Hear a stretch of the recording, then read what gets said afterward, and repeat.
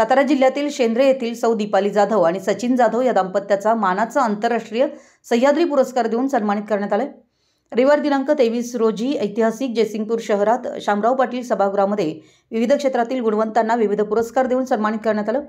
या कार्यक्रमामध्ये खास करून सातारा जिल्ह्यातील शेंद्रे या छोट्याशा गावातील सचिन जाधव आणि त्यांच्या पत्नी सौ दीपाली सचिन जाधव या दाम्पत्यांना त्यांच्या सामाजिक कार्याबद्दल सचिन जाधव यांना सह्याद्री संविधानिक राष्ट्रीय युवा उद्योग रत्न पुरस्कारानं सन्मानित करण्यात आलं।